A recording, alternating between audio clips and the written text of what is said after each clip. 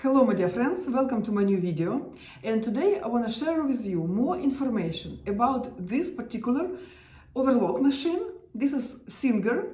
The model is 14SH754. I purchased this overlock through the local marketplace, Facebook marketplace here in Portugal. It is used, but it is in a very new condition. Still have all the manuals, not under warranty though, but in a very good shape. I paid for this overlock 150 euros, which is about $165, and the new overlock, the same, would cost over $300. So this overlock was a very good deal, but of course you need to be careful if you're buying a sewing machine or an overlock machine from another owner through different marketplaces. For example, for 150 euros here, I saw 3 different options. One of them didn't meet my requirements for technical and sewing characteristics, but the 2 options that are left, one of them, this one, was in a very good condition, almost like a brand new, very, very gently worn. But another one that I came to check before I saw this overlock, it was very worn out, absolutely worn out. Knives wasn't working properly, wasn't sharp at all, was needed to be replaced. With the thread tension, something didn't work properly as well, even though I spent significant amount of time trying to adjust and make the good quality of stitching. So after some time I just understood that those machine needed some professional mechanical tuning, with the replacing of some parts. So I decided to not buy those machine, but when I saw this machine after, those was just absolutely opposite. Very good quality of stitching from the very first try, with a very different, with the different settings, 3 threads, 4 threads. It was very good, so I bought this. So marketplaces give us very good opportunity to buy good sewing equipments with just a half of its original prices. You just need to make sure that everything is working properly. In general, of course, I would advise you to buy overlock or sewing machine with a new-like conditions. Of course, if you have any questions about choosing a correct overlock machine or a sewing machine, either a brand new or a used one, don't hesitate to contact me. I am here to help you. Ask me questions in the descriptions to this video, in the comments to this video, or better sign up for a consultation with me. It's absolutely free. 20-30 minutes will be enough to make a correct choice for a good sewing machine or an overlock for your sewing needs according to your budget as well. So it is my pleasure to help you to make a correct choice. Please don't hesitate to ask. And now let's talk about this particular overlock machine, what this machine can and can't do, and what the benefits this machine has. So this overlock machine can make 2-thread seams, 3-thread seams, and 4-thread seams. So according to the manual, this machine can make 6 different types of seams. 2 for 2 threads, 3 for 3 threads, and just 1 for 4-thread option. The good news that I will show you now 9 different seams that this machine can make. So for 2-thread option, instead of just 2 types of seams, this machine can make 4 different types of seams. So first of all, of course, it's just regular overlocking seam. You see how it is shown over here. The front part is looking like a regular overlocking seam, and the back part will be looking like a zigzag. See? So our looper thread will be forming an overlocking seam, and our needle thread will be forming zigzag on the back side. Okay. For rolled hem, you can make this type of rolled hem, like it is over here, when the looper thread goes around the edge of a fabric, see, and covering it from both sides, from one side and from another side, and our needle thread just making a straight line, and we almost can't see the needle thread, see. And the second type of rolled hem seam, also with the 2 threads, we can make when our looper thread is covering the front part of a seam and our needle thread will be covering the back part of a seam. You can use both of this rolled hem for different purposes. Like for example, this type of rolled hem, it is better to be used on very thin and lightweight fabrics. Like for example, if you work on a silk or silk chiffon fabrics, or for example on very thin knit fabric. And this type of rolled hem you can use for a little bit thicker fabric, and also if you want to make overlocking seam very thin, you can also use this type of rolled hem. Of course, for most cases, for rolled hem, we will set shorter stitch lengths, so the front part of the seam will be covered with threads more tightly. And also for two-thread option, you can make two-thread flat lock seam, because the manual showing only one option for flat lock seam. It's a 3-thread flat lock, but with a 2-thread you can also make it, and it looks also very nice, absolutely stretchy, and works perfect for knit fabrics as well. For 2-threads option, in this overlock machine we will need to block our upper looper. This is upper looper. We will have this detail that comes together with the machine, and as you can see on this scheme, it is shown how we block it. So it will go inside of this little like opening over here, and closing,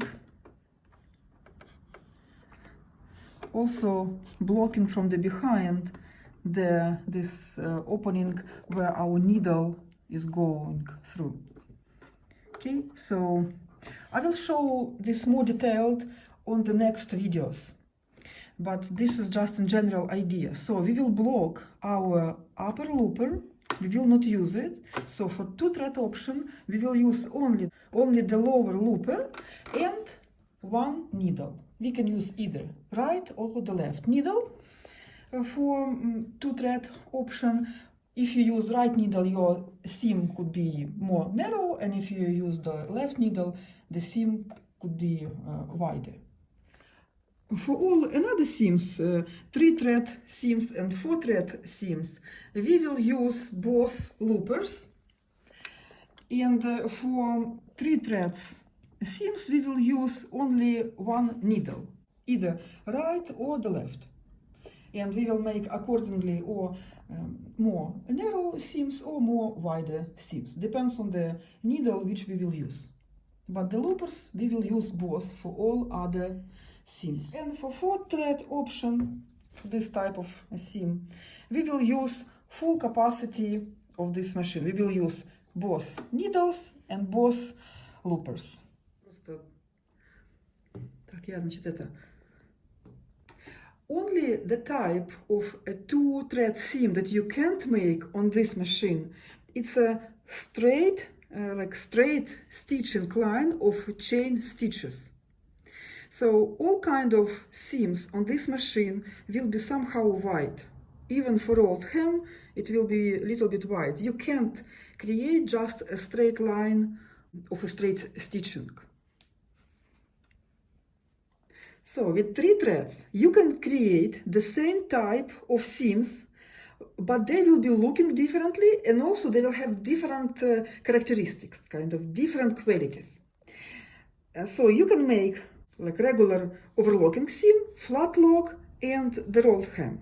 So over here we can see the overlocking seam that we made with the 3 threads looking absolutely different. So our looper that we was using here, and it was on a top seam, over here our lower looper went to the back and creating a seam line on the back, and our upper looper creating a stitching line on the front, and our needle thread almost like invisible, just creating a straight stitching line connecting threads from both loopers together.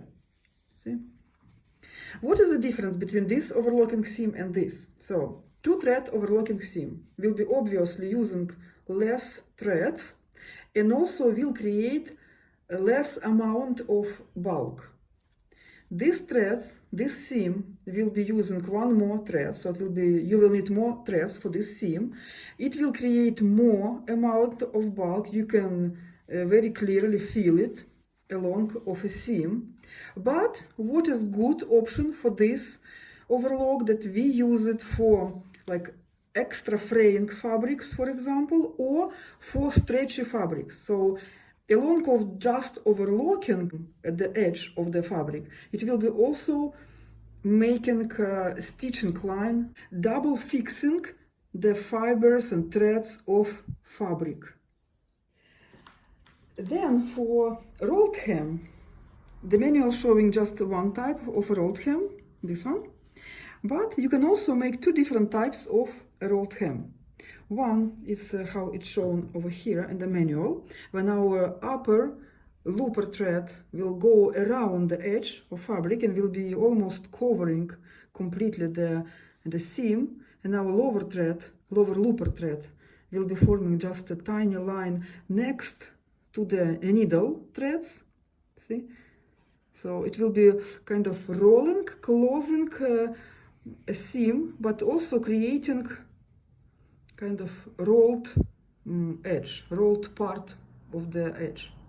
And you can also make another type of a rolled hem, where the upper looper thread will be covering the back of a seam more flat.